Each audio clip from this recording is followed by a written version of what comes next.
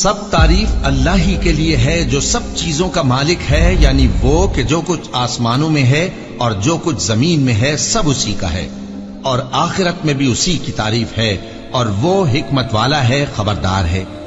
جو کچھ زمین میں داخل ہوتا ہے اور جو اس میں سے نکلتا ہے اور جو آسمان سے اترتا ہے اور جو اس پر چڑھتا ہے سب اس کو معلوم ہے، اور وہ مہربان ہے، بخشنے والا ہے۔ اور کافر کہتے ہیں کہ قیامت کی گھڑی ہم پر نہیں آئے گی۔ کہہ دو کیوں نہیں آئے گی؟ میرے پروردگار کی قسم وہ تم پر ضرور آ کر رہے گی۔ وہ پروردگار غیب کا جاننے والا ہے، ذرہ بھر چیز بھی اس سے پوشیدہ نہیں، نہ آسمانوں میں اور نہ زمین میں، اور کوئی چیز ذرے سے بھی چھوٹی یا بڑی نہیں مگر کتاب روشن میں لکھی ہوئی ہے، اس لیے کہ جو لوگ ایمان لائے اور عمل نیک کرتے رہے ان کو بدلہ دے۔ یہی ہیں جن کے لیے بخشش اور عزت کی روزی ہے، اور جنہوں نے ہماری آیتوں کے بارے میں ہمیں ہرانے کی کوشش کی ان کے لیے سخت درد دینے والے عذاب کی سزا ہے۔ اور جن لوگوں کو علم دیا گیا ہے وہ جانتے ہیں کہ جو قرآن تمہارے پروردگار کی طرف سے تم پر نازل ہوا ہے وہ یقیناً حق ہے، اور اس اللہ کا رستہ بتاتا ہے جو غالب ہے، قابل تعریف ہے۔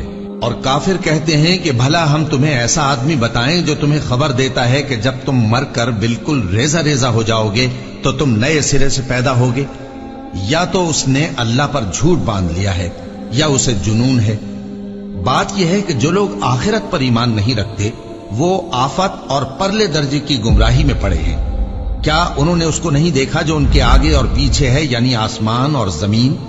اگر ہم چاہیں تو ان کو زمین میں دھسا دیں یا ان پر آسمان کے ٹکڑے گرا دیں، اس میں ہر بندے کے لیے جو رجوع کرنے والا ہے ایک نشانی ہے۔ اور ہم نے داؤد کو اپنی طرف سے برتری بخشی تھی اور کہا تھا اے پہاڑوں ان کے ساتھ تسبیح کرو، اور پرندوں کو ان کا مسخر کر دیا، اور ان کے لیے ہم نے لوہے کو نرم کر دیا کہ کشادہ زرہیں بناؤ اور کڑیوں کو اندازے سے جوڑو، اور نیک عمل کرو، جو عمل تم کرتے ہو میں ان کو دیکھنے والا ہوں۔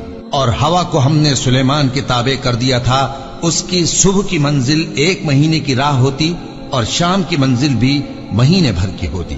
اور ان کے لیے ہم نے تانبے کا چشمہ بہا دیا تھا، اور جنوں میں سے ایسے تھے جو ان کے پروردگار کے حکم سے ان کے آگے کام کرتے تھے، اور جو کوئی ان میں سے ہمارے حکم کے خلاف کرے گا اس کو ہم جہنم کی آگ کا مزہ چکھائیں گے۔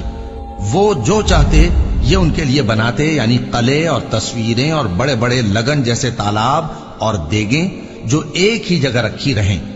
اے آل داؤد شکر کرتے رہو، اور میرے بندوں میں شکر گزار تھوڑے ہیں۔ پھر جب ہم نے ان کے لیے موت کا حکم صادر کیا تو کسی چیز سے ان کا مرنا معلوم نہ ہوا مگر گھن کے کیڑے سے جو ان کے عصا کو کھاتا رہا۔ پھر جب وہ گر پڑے تب جنوں کو معلوم ہوا اور کہنے لگے کہ اگر وہ غیب جانتے ہوتے تو ذلت کی تکلیف میں نہ رہتے۔